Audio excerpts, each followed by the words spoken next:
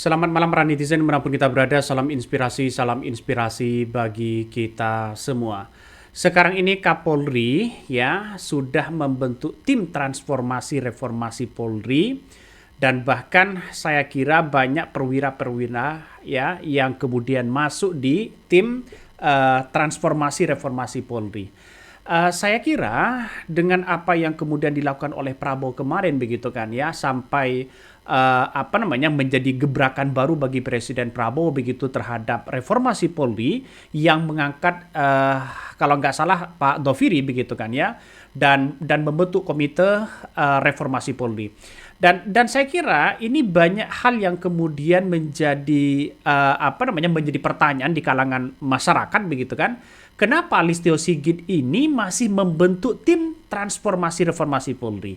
Bayangkan ya, Kapolri ini sekarang lagi membentuk tim ya transformasi reformasi Polri, sedangkan Prabowo begitu kan ya membentuk tim reformasi Polri. Sama sebenarnya begitu. Dan dari dulu di program transformasi kita, tentunya kita terus melakukan upaya reform terhadap hal-hal yang harus kita perbaiki, baik dari sisi operasional, instrumental, kemudian dari sisi pengawasan, dari sisi-sisi yang memang selalu menjadi perhatian publik. Kita selalu membuka ruang untuk melakukan perbaikan. Oleh karena itu, dengan adanya harapan dibentuknya Komisi Reformasi Kepolisian, tentunya Polri juga mempersiapkan tim internal di dalam untuk kemudian melakukan evaluasi terhadap seluruh program yang sudah kita laksanakan, sehingga kemudian pada saatnya nanti masukan-masukan perbaikan yang diberikan pada kita segera bisa kita tindak-lanjuti. Tentunya kami juga tetap mendengarkan semua masukan. Apakah tidak ada double-double? Apakah tidak ada resistensi kepentingan-kepentingan begitu kan? Setelah Pak Kapolri ini membuat tim transformasi reformasi Polri. Jadi saya kira ada suatu hal yang kemudian mungkin ya Prabowo ini nampaknya mulai kecolongan begitu kan. Nampaknya kenapa Bang? Karena Prabowo sekarang ini lagi pidato begitu kan di di berbagai negara. Dan di belakang ini begitu kan Kapolri sudah membuat tim reformasi transformasi reformasi Polri. Ya sama sebenarnya. Kalau tim reformasi Polri yang digagas oleh Presiden Prabowo begitu kan, itu ya kabarnya ada di lintas agama, ya ada lintas para tokoh-tokoh, mulai dari lintas agama dan sebagainya. Tapi yang kemudian yang dibentuk oleh dari Kapolri hari ini, ya tim transformasi reformasi kabarnya banyak di kalangan perwira. Jadi mana ini yang kemudian yang kemudian kita lihat kemana yang kemudian di mana yang kemudian kita lihat mana yang benar dan mana yang kemudian persaingan-persaingan seperti ini begitu kan. Orang kan menduga banyak begitu. Ini salah satu yang menjadi ketuanya di situ adalah Komjen ya Krisnanda ya. Ini yang menjadi ketuanya kabarnya begitu kan. Dan bahkan di dalamnya itu sekitar 52 perwira begitu kan ya. Kabarnya begitu anggotanya sekitaran 52 dan ini merupakan full begitu kan ya. Sekuat besar dari Kapolri itu. Nah, tujuan dari ini semua apa maksudnya begitu kan? Ini masih muncul pertanyaan-pertanyaan besar karena Presiden Prabowo masih ada di luar negeri begitu kan ya. Masih berpidato di PBB tapi kepentingan-kepentingan inilah yang kemudian diduga banyak orang yang melihat begitu kan ya, satu sebagai bentuk perlawanan. Nah, kalau kita melihat ya pembentukan tim reformasi Polri oleh Kapolri, apakah bentuk ini sebagai bentuk perlawanan atau diduga masalah bentuk perlawanan dari dalam presiden itu sendiri begitu kan? Kan pada akhirnya muncul narasi-narasi seolah-olah ada resistensi kepentingan, ada seolah-olah lebih dulu mana begitu kan? Padahal ya Presiden Prabowo Subianto begitu kan ya lewat Kapres nomor 97 kalau nggak salah tahun 2025 menunjuk Jenderal Ahmad Doviri ya menjadi penasihat khusus presiden ya urus reformasi Polri. Bahkan ya 17 September 2025 Menko Kumham menyampaikan bahwa presiden akan membentuk tim reformasi Polri akhir September. Nah, 3 hari ini 22 September 2025 Mabes Polri mengumumkan pembentukan tim reformasi Polri nomor Sprint 2749 ya yang kemudian garis tuk. Terus kemudian tanggal 17 September 2025. Ini kan ada hal yang kemudian masyarakat menganggap bahwa ini kok ada apa? Kok ini kok aneh begitu? Ini kok aneh begitu? Ada apa di balik ini semua begitu? Apakah karena jangan-jangan ingin ngebut sekali begitu? Ya, ada dugaan masalah. Ya, saya nggak tahu ini persepsinya bagaimana, tapi yang jelas tolong sampaikan kepada publik. Apa yang sebenarnya? Apakah ini diperintah oleh Presiden Prabowo? Apakah ini inisiatif dari dirinya? Maka orang akan membuat narasi-narasi seolah-olah ada perlawanan-perlawanan kepada Presiden Prabowo itu sendiri.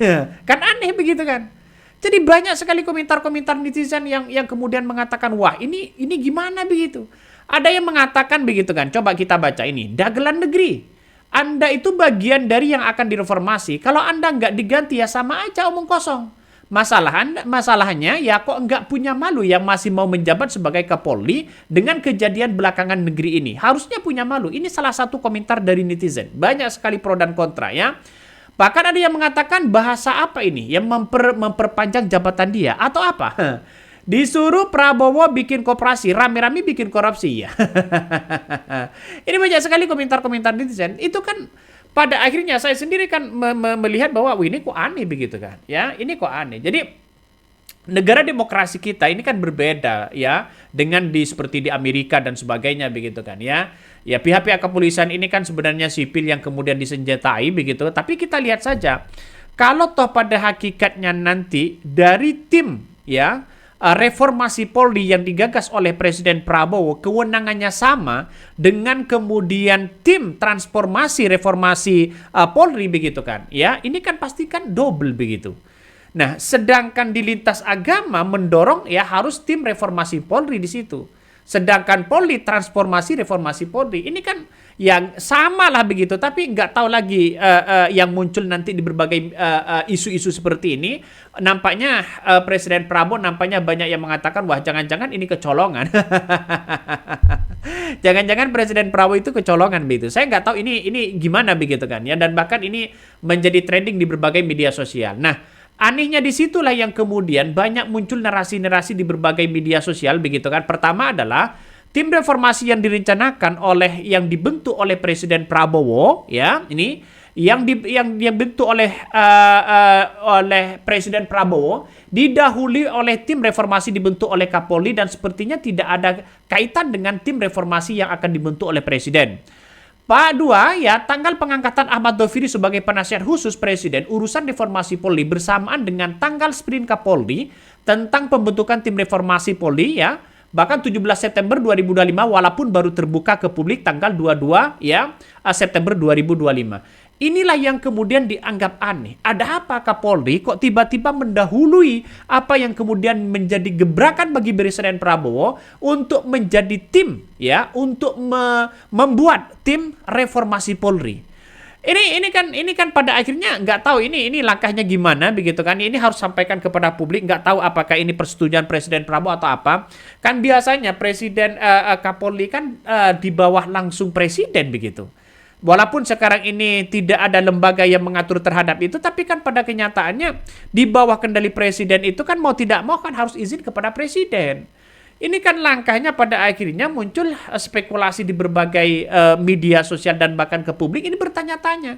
Jadi banyak yang menganggap bahwa berdasarkan pertimbangan tata kelola pemerintahan dan prinsip loyalitas bahwa langkah pembentukan tim reformasi oleh Kapolri itu dianggap tidak wajar.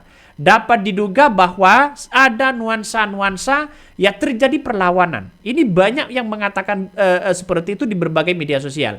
Nah, sesuai dengan aspirasi rakyat bahwa untuk mendesak tim reformasi Polri yang kemudian demo besar-besaran di situ begitu untuk menjaga stabilitas politik Prabowo, untuk menjaga keamanan ketika ada demonstrasi dan sebagainya. Coba kita lihat saja kemarin ada ada yang kemudian dilindas oleh Brimob begitu kan, oleh pihak kepolisian, dan saya kira ini akan menjadi catatan penting soal bagaimana reformasi Polri itu begitu. Kalau memang satu ya nggak ada masalah begitu. Ya, kalau nggak ada, kalau semisalnya Prabowo sudah menyerah begitu dipasrahkan kepada Kapolri, ya silakan, nggak ada masalah. Tapi ini kan yang digagas gebrakan menjadi dari Presiden Prabowo itu nampaknya seolah-olah gimana begitu kan? Kan pada akhirnya ada sesuatu hal yang kemudian berbeda begitu. Makanya ini harus diklarifikasi kepada masyarakat bagaimana ini mungkin ya DPR akan memberikan klarifikasi itu begitu kan ya, termasuk Komisi 3 bagaimana untuk memberikan klarifikasi ini ya. Bahkan Kepolisian Negara Republik Indonesia atau Polri membentuk tim transformasi reformasi Polri ya. Pembentukan tim ini merupakan ya dituangkan dalam surat perintah yang diteken oleh Kapolri Jenderal Listio Sigit ya. Ini kan perintah langsung dari Pak Kapolri. Bahkan ya Truno Yudo yang menjelaskan bahwa pembentukan tim ini merupakan tindak lanjut Polri untuk bekerja sama dengan pemerintah. Ini dan pemangku kepentingan lain ya terkait dengan reformasi Polri. Tim ini diharapkan akan memenuhi harapan masyarakat dalam perbaikan tubuh Polri. Coba kita lihat ya dalam dalam statementnya di situ begitu, apakah saya yang salah atau bagaimana? Tapi yang jelas statement seperti ini kalau bekerja sama dengan pemerintah. Nah, ini nggak tahu lagi begitu kan ya. Coba kita lihat ya. Ini ya, coba kita lihat saja ini. Ini menjelaskan bahwa Truno Yudo menjelaskan bahwa ini pembentukan tim ini merupakan tindak lanjut Polri untuk bekerja sama dengan pemerintah dan pemangku kepentingan lain terkait dengan reformasi Polri. Seharusnya kan berjalan di bawah Presiden Prabowo begitu kan ya. Ini tidak lagi kemudian melihat bahwa di masyarakat, karena ini adalah civil society-nya yang diharapkan, maka ini kan hanya membentuk bagaimana masyarakat aman, tentram begitu kan ya. Tidak ada pungli, tidak ada tambang ilegal yang kemudian seolah-olah menjadi banyak oknum yang mengendalikan itu begitu.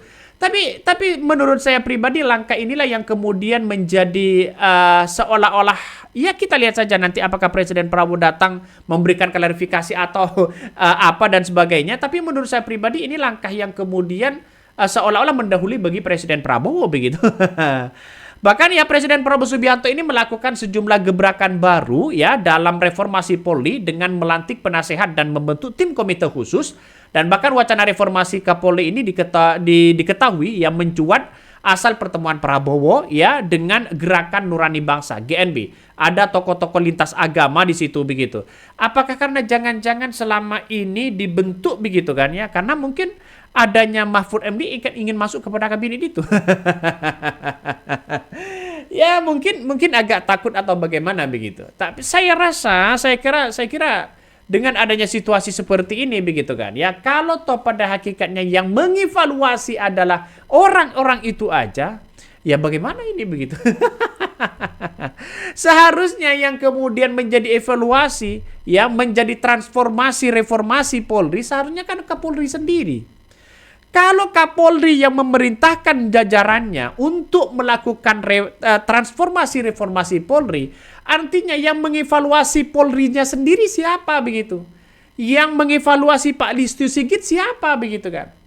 Nah, dengan adanya gebrakan baru dari Presiden Prabowo ini menandakan bahwa ya Kapolri termasuk Pak Listio Sigit ini akan menjadi evaluasi dan akan menjadi tanggung jawab yang dibentuk oleh Presiden Prabowo, yaitu adalah tim reformasi Polri. Jadi saya kira ini mengambil langkah yang cepat begitu kan. Sat di situ begitu. Tapi kalau toh pada hakikatnya yang kemudian diangkat hanya itu aja ya, ini menandakan orang-orang akan mempertanyakan itu begitu kan ya. Coba kita lihat dari Pak Kapolri Jenderal Pak Listio Sigit ini begitu kan resmi mengumumkan skuad besar reformasi Polri hari ini sebanyak 52 perwira tinggi Pati dan perwira menengah Pamin ya, dia tunjuk dalam masuk kepada tim transformasi reformasi Polri. Bayangkan 52, bayangkan begitu kan. Apakah ini masih ya kalau perwira kan biasa begitu kan. Artinya di bawah Kapolri di situ begitu kan. Ya pangkat paling tertinggi ya Pak Jenderal Pak Kapolri Listio Sigit ini begitu kan. Apakah dia yang akan mengevaluasi untuk jajarannya ke bawah atau bagaimana begitu? Ini yang masyarakat masih menanti begitu klarifikasinya bagaimana begitu kan ya.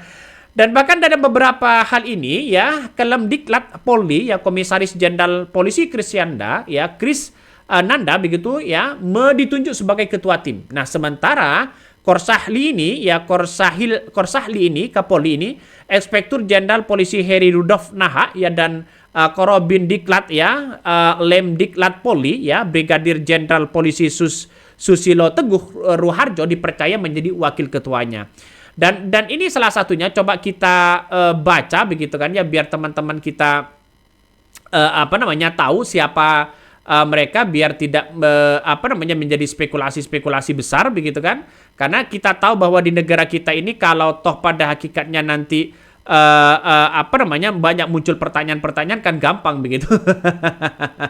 Kan gampang di situ begitu. Coba kita perbesar aja begitu siapa dari Kapolri itu begitu kan ya. Coba kita perbesar dulu begitu kan. Bentar. Seperti ini. Bentar. Biar masyarakat tahu gitu kan ya. Ini di mana ini ya kalau perbesar ini. Bentar.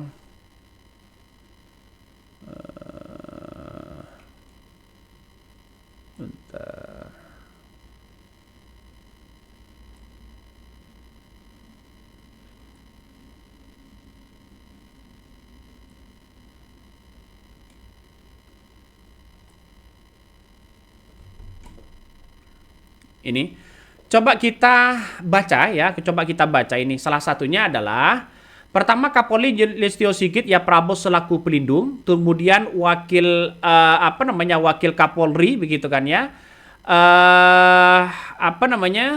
Komjen Dedi Prasetyo selaku penasehat, bahkan Astamarena Kapolri Komjen Wahyu Hadiningrat begitu selaku pengarah transformasi bidang organisasi, Astamops ya Kapolri Komjen Fadil ya Imran selaku pengarah transformasi bidang operasional. Ini banyak sekali di situ, bro. Ini banyak sekali yang menjadi evaluasi di antara mereka siapa begitu kan? Apakah dirinya yang mengevaluasi ke bawahannya atau siapa begitu?